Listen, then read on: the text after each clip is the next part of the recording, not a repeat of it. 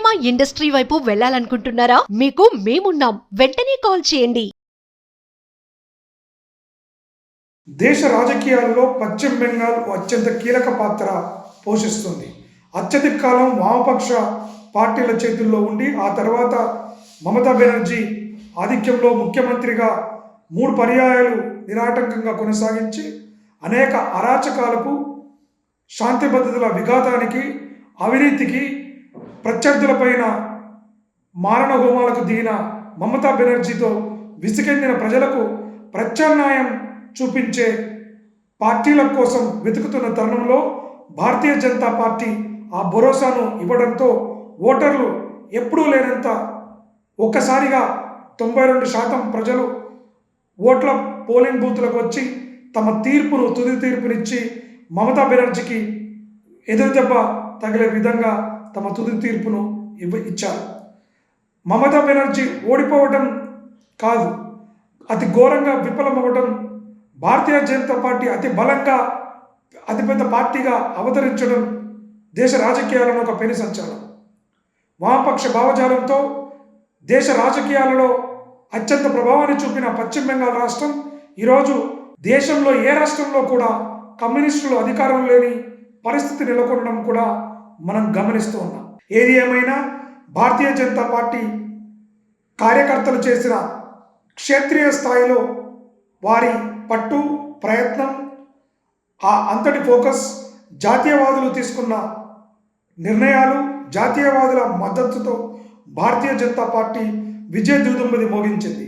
ముఖ్యంగా బంగ్లాదేశ్ చొరబాట్లపై చర్యలు తీసుకోవడం, అదేవిధంగా గత కొన్ని సంవత్సరాలుగా మమతా బెనర్జీ అక్కడ ఏదైతే బార్డర్ను నిర్మాణం చేయడానికి కావలసిన భూమిని అలకేట్ చేయకపోవటము, అలాంటి తదితర సమస్యలను పరిష్కరిస్తామనేటువంటి హామీలు, అదేవిధంగా అనేక సంక్షేమ పథకాలకు రైతు ఏదైతే పిఎం వికాస్ యోజన ఉందో అలాంటి వాటిపైన కూడా 6,000 నుంచి 9,000కు పెంచి రాష్ట్ర బడ్జెట్ను పెంచుతామనే లాంటి హామీలు కూడా బెంగాల్ ప్రజలను ఆకర్షించాయని చెప్పుకోవచ్చు. ముఖ్యంగా మహిళలు, యువత పెద్ద ఎత్తున బెంగాల్లో భారతీయ జనతా పార్టీకి అధికారాన్ని కట్టబెట్టి ఎంతగానో వారి యొక్క అంతిమ తీర్పును ఇవ్వడం జరిగిందిగా మనం చూడవచ్చు. భారతీయ జనతా పార్టీ అక్కడ మహిళలపై జరుగుతున్న అరాచకాలు పూర్తిగా గతంలో మహిళలు, యువత, మమతా దీకి ఉన్నటువంటి మద్దతుదారులంతా కూడా ఒక్కసారిగా ఇటు భారతీయ జనతా పార్టీ వైపు మొగ్గు చూపడం మనం గమనించవచ్చు. అంతేకాకుండా కమ్యూనిస్టులు కనీసం ఒక్క సీటు కూడా గెలవకపోవడం దీంట్లో చెప్పుకోదగిన విషయం.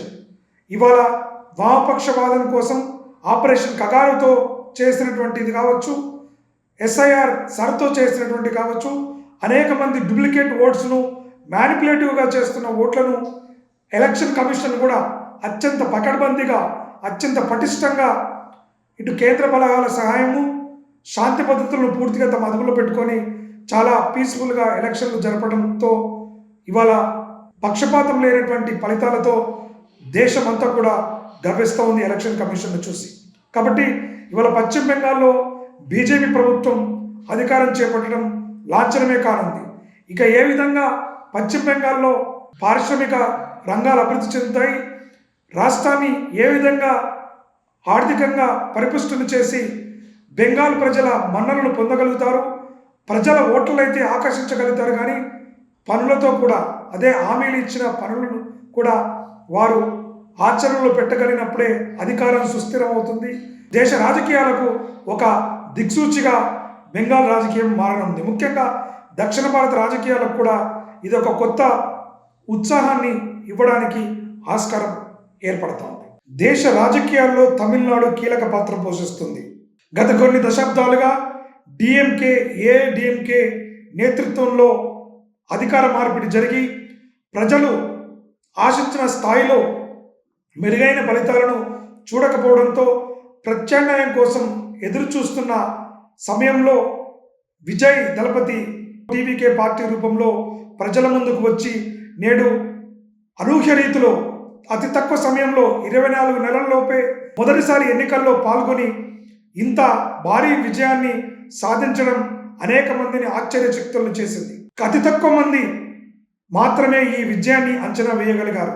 విజయ్ రాజకీయ ఉనికిని చాటుతాడు అనుకున్నారు, కానీ రాజకీయాల్లో సీఎం హోదా స్థాయికి పోటీ చేసిన మొదటిసారి అనేటువంటి భావన తక్కువ స్థాయిలో ఉన్నప్పటికీ తమిళనాడు ప్రజలు విజయ్కి పట్టం కట్టి మరొకసారి తమిళ రాజకీయంలో కొత్త నవశకానికి నాంది పలకడం జరిగింది. ఎందుకంటే ఇటు కాంగ్రెస్, భారతీయ జనతా పార్టీలు పెద్ద ఎత్తున ఫలితాన్ని ఎక్స్పెక్ట్ చేసినప్పటికీ కూడా అవి ఆశించిన స్థాయిలో మెరుగుపడిన ఫలితాలను ఇవ్వలేదు.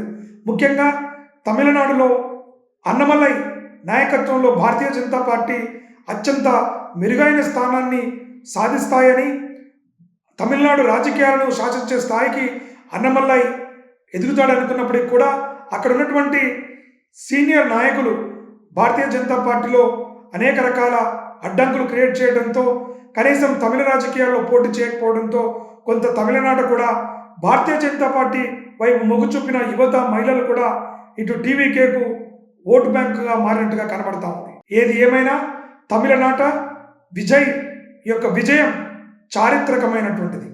ఇవాళ తమిళనాడును సరికొత్త సంక్షేమ పథకాలకు కేంద్ర బిందువుగా నడుస్తూ రాజకీయాలను శాసిస్తున్న పార్టీలకు విభిన్నంగా నడపనున్నారా? ప్రజలను స్వయం సమృద్ధిగా, స్వయం ఉపాధితో స్వశక్తిగా నిలబడే రాజకీయాలను చేస్తారా? ద్రావిడియన్ పాలిటిక్స్ను కొనసాగింపుగా కొనసాగిస్తారా, లేదా నవశకానికి నాంది పలుకుతారా అనే అంశాలలో కూడా సర్వత్రా ఉత్కంఠ ఉంది. ముఖ్యంగా స్టాలిన్ అనేక సార్లు అక్కడ ఉన్నటువంటి ప్రజలను, అక్కడ ఉన్నటువంటి మత విశ్వాసాలపైన కూడా చేసిన ప్రకటనలు కూడా ఇవాళ స్టాలిన్ ఘోర పరాజయానికి నిలిచింది. తన సీటును కూడా గెలవకపోవడం స్టాలిన్కు చాలా పెద్ద దెబ్బే అని చెప్పవచ్చు. కాబట్టి ఇవాళ తమిళనాడు రాజకీయాల్లో జాతీయ పార్టీలకు స్థానం లేకుండా మరొక ప్రాంతీయ పార్టీకి ప్రజలు పెద్ద ఎత్తున, భారీ ఎత్తున పట్టం కట్టడం చూస్తూ ఉంటే తమిళనాడు రాజకీయాలు, తమిళనాడు అభివృద్ధికి, తమిళనాడు ప్రజల నాయకత్వాన్నే కోరుకుంటున్న తీరును మరొక్కసారి దేశ ప్రజలకు చేయడం జరిగింది. కాబట్టి తమిళనాడు రాజకీయాలు దేశంలో ఒక సరికొత్త దశను ఏర్పాటు చేయడానికి, కొత్త శక్తులు సరైన ప్రణాళికలతో, సరైన ఆలోచనతో వస్తే మద్దతు ఇవ్వడానికి అవకాశం ఉన్నట్టుగా చెప్తా ఉంది. అంతేకాకుండా ముఖ్యంగా విజయ్కి ఉన్నటువంటి అభిమానుల అందరినీ కూడా ఓటు బ్యాంకుగా మలుచుకోవడంలో విజయ్ సాధించాడు. ఎందుకంటే ఒక స్ట్రాటజికల్గా అది సరే, పీకే లాంటి వారితో స్ట్రాటజీలు చేయించడం కావచ్చు, ప్రజల అంచనాలను అంచనా వేయటంలో విజయ్ సాధించినటువంటి కృషి వల్ల కావచ్చు, పూర్తిగా తమిళనాడు రాజకీయాల్లో ఒక సంచలనమైన వార్తగా సరికొత్త పాలన కోసం ఎదురు చూస్తున్న తమిళ ప్రజలకు విజయ్ రూపంలో కొత్త నాయకత్వం రావటం రాష్ట్ర రాజకీయాలలో ఒక పెను మార్పులకు దారితీస్తుంది. గతంలో సినిమా రంగం నుండి ప్రయత్నం చేసినటువంటి రజనీకాంత్ గారు కావచ్చు, సీనియర్ విజయ్ గారు కావచ్చు, ఇట్లా అనేక మంది రాజకీయ పార్టీలను పెట్టి తమ ఉనికిని కాపాడుకొని తమిళ ప్రజలకు సేవలు అందించే ప్రయత్నం చేసినప్పటికీ కూడా అవన్నీ కూడా విజయం కాలేకపోవడం మనం గమనించవచ్చు. కాబట్టి ఇవాళ ఇటు భారతీయ జనతా పార్టీ వెస్ట్ బెంగాల్ విజయం, అదేవిధంగా తమిళనాడులో టీవీకే గెలుపు దేశ రాజకీయాలను ఒక సరికొత్త దిశలో పయనంలో నెట్టడానికి చేస్తున్న ప్రయత్నంలాగా కనబడతా ఉన్నాయి. ఏదైనప్పటికీ విఘ్నులైన ఓటర్లు ప్రజాస్వామ్యాన్ని కాపాడడంలో ఎటువంటి అతిశయోక్తి లేదు. అస్సాం రాష్ట్రంలో హేమంత్ బిశ్వ శర్మ మరొకసారి భారీ ఘన విజయాన్ని సాధించి రెండవ పర్యాయం కూడా అధికారాన్ని చేపట్టడానికి చేసుకున్నారు. ప్రభుత్వ వ్యతిరేకత ఓటు ఉన్నప్పటికీ ప్రజలకు వారు చేస్తున్న సంక్షేమ పథకాలు, భారతీయ జనతా పార్టీ చేస్తున్న ప్రచారం, నరేంద్ర మోడీ గారి ప్రచార సభలు, వారి ర్యాలీలు ఇవన్నీ కూడా పెద్ద ఎత్తున అస్సాంలో కలిసి వచ్చాయని చెప్పవచ్చు.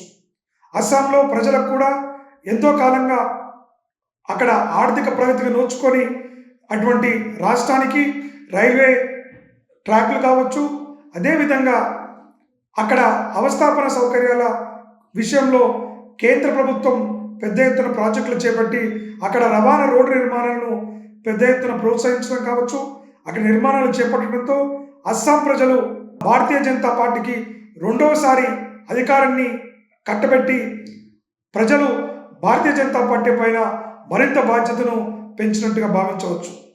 ఇవాళ వెస్ట్ బెంగాల్ అదేవిధంగా అస్సాంలో 2 రాష్ట్రాలలో భారతీయ జనతా పార్టీ అధికారాన్ని చేపట్టడం చూస్తుంటే వారి మోడీ చరిష్మా, అదేవిధంగా భారతీయ జనతా పార్టీ ఎంతటి క్లిష్ట సమస్యనైనా క్లిష్టంగా ఉన్నటువంటి సమస్యలను పరిష్కరించడంలో గొప్ప నేర్పరితనం సాధించినటువంటి భారతీయ జనతా పార్టీకి ప్రజలు ఎన్ని కఠోర నిర్ణయాలైనా సరే భరిస్తాం, దీర్ఘకాలికంగా ఉన్న సమస్యలకు చెక్ పట్టాలనేటువంటి ఆలోచనతో ఇవాళ అన్ని రాష్ట్రాల ప్రజలు ఉన్నట్టుగా కనబడతా ఉంది. ఎందుకంటే ఇవాళ నార్త్ ఈస్ట్ స్టేట్స్ అనేక రోజులుగా అనేక సంవత్సరాలుగా అభివృద్ధికి నోచుకోక అక్కడ ఎయిర్పోర్ట్ల సౌకర్యం కావచ్చు, రోడ్ సౌకర్యాలు కావచ్చు, అక్కడ ఉన్నటువంటి ఎత్తుపల్లాలలో వంతెన నిర్మాణాలు కావచ్చు, ఇవాళ పెద్ద ఎత్తున నిర్మాణాలు చేపట్టడం, అభివృద్ధి కార్యక్రమాలను చేయడంతో హేమంత్ బిశ్వాస్ వారి నాయకత్వంలో భారతీయ జనతా పార్టీ రెండోసారి అధికారం రావడం, 2 రాష్ట్రాలలో భారతీయ జనతా పార్టీ కీలకంగా వ్యవహరించిన నేపథ్యంలో ఇవాళ భారతీయ జనతా పార్టీ ఇంతింతై వటుడంతే అన్నట్టుగా దేశంలోని అన్ని రాష్ట్రాల్లో తన రాజకీయ ప్రాబల్యాన్ని చూపించడానికి వారు చేస్తున్న కృషి, ఎత్తుగడలు, ప్రజా సమస్యలని అర్థం చేసుకోవడంలో ఉన్నటువంటి ఇవన్నీ కూడా వారికి పెద్దగా కలిసి వస్తున్న అవకాశాలు. కానీ ఇప్పటికీ దక్షిణ భారతదేశంలో ఇంకా కొంత పట్టు సాధించాల్సిన అవసరం ఉంది. ఇక్కడ నాయకత్వంలో గ్రామీణ స్థాయిలో ఒక క్షేత్ర స్థాయిలో గనక మరింత పనిచేసినట్లయితే కమలనాథులకు దక్షిణ భారతంలో కూడా కొంత మెరుగైన ఫలితాలు సాధించడానికి ఆస్కారం ఉంటుంది. ఏది ఏమైనా ఇవాళ 2 రాష్ట్రాల్లో పూర్తి స్థాయి మెజార్టీతో ప్రభుత్వాన్ని చేపడుతున్న భారతీయ జనతా పార్టీ బాధ్యత మరింత పెరిగింది. మోడీ చరిష్మా ఏమాత్రం తగ్గలేదనడానికి కూడా ఈ 2 ఎలక్షన్ల రాష్ట్రాలలో వచ్చినటువంటి ఫలితాలే మనకు కనబడతా ఉన్నాయి. కాబట్టి భారతీయ జనతా పార్టీ మరింత కఠోరంగా కృషి చేయాల్సిన అవసరం ఉంది. ఈ దేశాన్ని అప్పుల భారాల నుంచి, శాంతి భద్రతల సమస్య నుంచి, అదేవిధంగా విదేశీ శక్తుల నుంచి కూడా కాపాడి ఈ దేశ భవిష్యత్తును నిర్మాణం చేయాల్సినటువంటి గురుతర బాధ్యతను కూడా ఈ దేశంలో ఉన్నటువంటి అన్ని రాష్ట్రాలు, ఒక రాష్ట్రం తర్వాత ఒక రాష్ట్రం, ఈ 2వ దశ భారతదేశ నిర్మాణానికి భారతీయ జనతా పార్టీకి పట్టం కడుతున్నట్టుగా కనిపిస్తోంది. నమస్తే.